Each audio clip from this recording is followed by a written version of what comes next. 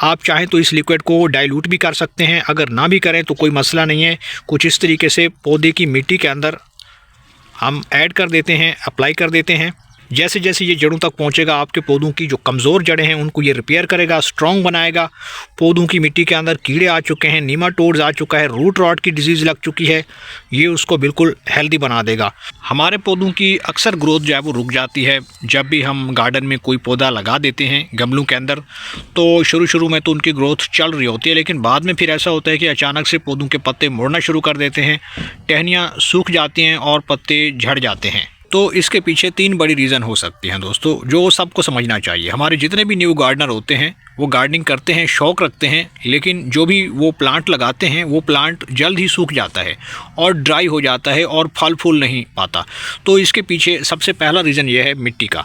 Soil आपने अच्छे से तैयार करनी है। जो भी पॉटिंग सॉइल होती है वो हल्की सी होनी चाहिए, वो पोरस होनी चाहिए, और पौधों की मिट्टी के अंदर जो भी एसेंशियल न्यूट्रिएंट्स होते हैं, जो साल्ट्स होते हैं, जो मिनरल्स होते हैं, ख़ास तौर पे अगर मैं माइक्रो न्यूट्रिएंट्स की बात करूं, जिसमें मैग्नीशियम, सल्फ़र और साथ में मौजूद जिंक, आयरन, इस तरह की जो भी खादें होती हैं वो हमारे पौधों की बढ़ोतरी में ख़ास किरदार अदा करती हैं, पौधों के ऊपर फल फूल लाने में मदद करती हैं, और साथ में पौधों के ऊपर ज़्यादा से ज़्यादा जो ग्रीनरी है वो देखने को मिलती है। इसके अलावा दोस्तों मैक्रो न्यूट्रिएंट्स की भी ज़रूरत पड़ती है, और ये हमें किसी भी कंपोस्ट से मिलते हैं। कोई भी कंपोस्ट, गाय के गोबर की खाद हो सकती है, वर्मिंग कंपोस्ट हो सकती है, या फिर लीफ कंपोस्ट हो सकती है, या किचन वेस्ट कंपोस्ट हो सकती है। तो इनके अंदर वो एसेंशियल न्यूट्रिएंट्स मौजूद होते हैं, जो मैक्रो न्यूट्रिएंट्स होते हैं, जिनमें फास्फोरस है, पोटाशियम है और साथ में नाइट्रोजन है। तो इन सब का अपना अपना एक रोल है पौधों की मिट्टी को लेकर, क्योंकि पौधों की जड़ें जो है वो जब तक इन न्यूट्रिएंट्स को नहीं लेंगी, इनटेक नहीं करेंगी मिट्टी से, तब तक हमारे पौधे सूख जाते हैं, ड्राई हो जाते हैं, पत्ते पीले हो जाते हैं, पत्ते मुड़ जाते हैं, और पौधों के ऊपर तरह तरह की बीमारियां भी लगना शुरू कर देती हैं, कीड़े लग जाते हैं, इन्फेस्टेशन बढ़ जाती है, यहाँ तक कि ऐसे ख़तरनाक फंगस लग जाते हैं पौधों की मिट्टी के अंदर, जो धीरे धीरे हमारे पौधों की जो इम्यूनिटी है उसको वो लॉस कर देती हैं, और पौधा हमारा ड्राई हो जाता है और धीरे धीरे मरना शुरू कर देता है। तो इसलिए कोशिश करें दोस्तों कि हमेशा पौधों की मिट्टी वेल ड्रेन तैयार करें, न्यूट्रिएंट्स रिच तैयार करें, और हल्की पोरस मिट्टी तैयार करें। इसको बनाने का फार्मूला काफ़ी सिंपल है। आपने करना ये है कि किसी भी आप नर्सरी में जाकर वहाँ से आप भल मिट्टी ले सकते हैं, और ये भल मिट्टी, इसकी नेचर ये है कि ये काफ़ी ज़्यादा पोरस होती है, हल्की मिट्टी होती है जिसमें रेत के कुदरती तौर पे ज़रात पाए जाते हैं।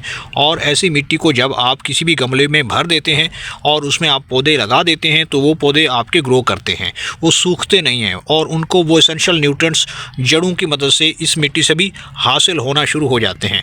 तो सिर्फ आपने भल मिट्टी नहीं लेनी, बल्कि इसके साथ कुछ और चीज़ भी ऐड करनी होती है। अगर आप चाहें तो जो पाउडर होता है नीम खली का, नीम केक का जो पाउडर है वो भी आप ऐड कर सकते हैं। ये एक बेहतरीन फंगीसाइड है, नेचुरल फंगीसाइड है, और इसमें आपका जो भी नेवली प्लांट होता है जिसको आप शिफ्ट कर रहे होते हैं या ट्रांसप्लांट कर रहे होते हैं, जब आप इस तरह की मिट्टी तैयार करते हैं तो फिर क्या होता है कि उसके अंदर किसी तरह का कोई फंगस एक्टिव नहीं होता, फंगस नहीं लगता, आपके पौधों की जड़ें महफूज रहती हैं, सेहतमंद रहती है, और मिट्टी आपके पौधों की हेल्दी रहती है।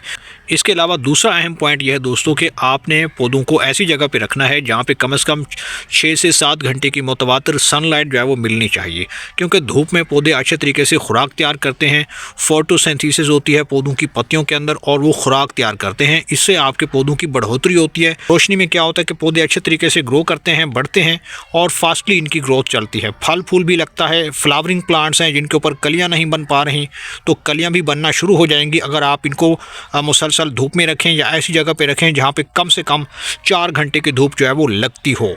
इसके अलावा दोस्तों जो तीसरा अहम पॉइंट है वो ये है कि अगर आपके पौधों की मिट्टी के अंदर ऑर्गेनिक सल्फ़र की कमी पड़ गई है, क्योंकि ऑर्गेनिक सल्फ़र से क्या होता है कि आपके पौधों की जड़ें अच्छे तरीके से फैलती हैं, स्ट्रॉन्ग होती हैं, और पूरा जो रूट बॉल है, जो स्ट्रक्चर है रूट का, वो डेवलप होता है, और अच्छे तरीके से पौधों की मिट्टी के अंदर बढ़ती हैं आपके पौधों की जड़ें। ऑर्गेनिक सल्फ़र आपके पौधों की जड़ों को मजबूत करता है और फल फूल लाने में भी काफ़ी मदद करता है। तो ऐसी फर्टिलाइज़र दें जिसके अंदर ऑर्गेनिक सल्फ़र मौजूद हो। सल्फ़र का यही फंक्शन है कि वो आपके पौधों के ऊपर एक तो फूल कलियाँ ज़्यादा बनाएगा, साथ में अगर वेजिटेबल प्लांट है तो उसके ऊपर सब्जियां ज़्यादा बनेंगी, और पौधे आपके लश ग्रीन रहेंगे, पौधों के ऊपर बीमारियों का हमला कम से कम होगा। कीड़े नहीं आएंगे, फंगस नहीं लगेगा ऐसी मिट्टी के अंदर जिसमें ऑर्गेनिक सल्फ़र का इस्तेमाल किया गया हो। ये किसी भी कंपोस्ट के अंदर भी हो सकता है, या फिर आपके अगर हाँ किचन वेस्ट है, घर में किचन से निकलने वाला जो भी स्क्रैप्स होते हैं, ख़ास तौर पे प्याज के छिलके हैं, तो उनके अंदर ये ऑर्गेनिक सल्फ़र जो है वो मौजूद होता है और काफ़ी मिकदार में होता है। ये आपके पौधों को प्रोटेक्ट करता है मुख्तलिफ़ बीमारियों से, वायरल डिजीज़ से, और साथ में पौधों की मिट्टी के अंदर फंगस के ख़िलाफ़ काफ़ी ज़्यादा फ़ाइट करता है। तो आपने ऑर्गेनिक सल्फ़र कैसे तैयार करना है और पौधों को कैसे देना है, तो उसके लिए आपने करना यह है दोस्तों कि जितने भी प्याज के छिलके होते हैं, या फिर आपके किचन में कोई भी प्याज है, तो प्याज के जो ऊपर वाला छिलका होता है, जो नरम बारीक जो इसकी झिली होती है, ऊपर वाला जो पर्दा होता है, इसको आपने हटा लेना है। और हटाने के बाद कम से कम 3 से 4 नॉर्मल जो है प्याज है वो आप ले सकते हैं। और उसके बाद आपने करना यह है कि किसी भी ग्लास के अंदर या फिर कंटेनर के अंदर आपने पानी लेना है कुछ इस तरीके से, और इसके अंदर वो जो प्याज के छिलके हैं वो डाल देने हैं। आप चाहें तो 3 लीटर 4 लीटर भी तैयार कर सकते हैं। आप अगर छोटा गमला है, छोटा पौधा है, तो उसमें 1 गिलास ही तैयार कर सकते हैं। तो मैंने तकरीबन 1 प्याज से जो भी छिलके थे उसके मैंने नॉर्मल सा प्याज लिया था, और इसके छिलकों को मैंने 1 गिलास पानी के अंदर डाल दिया था। 24 घंटे के बाद कुछ इस तरीके का ये जो है हमारे पास लिक्विड तैयार हो जाता है, जो कि एक बेहतरीन फंगीसाइड भी है और साथ में एक बेहतरीन ऑर्गेनिक सल्फ़र से भरपूर लिक्विड भी है। अगर आप ये लिक्विड बना के किसी भी पौधे की मिट्टी में अप्लाई करोगे तो पौधों की मिट्टी जरखेज़ बनेगी, माइक्रोबियल एक्टिविटी बढ़ेगी, और साथ में ऐसे पौधे जिनकी ग्रोथ बिल्कुल रुक चुकी है, फल फूल नहीं लग पा रहा, कोई वेजिटेबल प्लांट है, फ्लावर्स आके झड़ जाते हैं, मिर्चों के पौधे हैं, बैंगन के पौधे हैं, या फिर ऐसे पौधे हैं जिनके ऊपर कलियाँ या बड्स नहीं बन पाती, ख़ास तौर पर अगर रोज़ प्लांट है तो उसमें भी आप ये लिक्विड डाल सकते हो। तो दोस्तों अब हमने इसे कैसे अपने पौधों पर अप्लाई करना है, तरीका बहुत ही सिंपल है।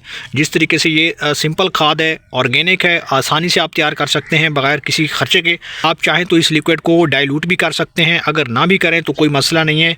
कुछ इस तरीके से पौधे की मिट्टी के अंदर हम ऐड कर देते हैं, अप्लाई कर देते हैं। जैसे जैसे ये जड़ों तक पहुंचेगा, आपके पौधों की जो कमज़ोर जड़ें हैं उनको ये रिपेयर करेगा, स्ट्रॉन्ग बनाएगा। पौधों की मिट्टी के अंदर कीड़े आ चुके हैं, नीमाटोड्स आ चुका है, रूट रॉट की डिजीज़ लग चुकी है, ये उसको बिल्कुल हेल्दी बना देगा। तो पौधों की मिट्टी को हेल्दी बना सकते हैं और साथ में फर्टाइल भी बना सकते हैं। माइक्रोबियल एक्टिविटी बढ़ेगी और साथ में पौधों की वाइटैलिटी और फर्टिलिटी में भी ज़बरदस्त इजाफा होगा। तो दोस्तों इसको कोशिश करें हर 15 दिन के अंदर एक बार अप्लाई कर लें। तो उम्मीद करता हूं कि आपको ये वीडियो पसंद आई होगी। वीडियो पसंद है तो वीडियो को लाइक कीजिए, शेयर कीजिए और भाई के चैनल को सब्सक्राइब कर दीजिए।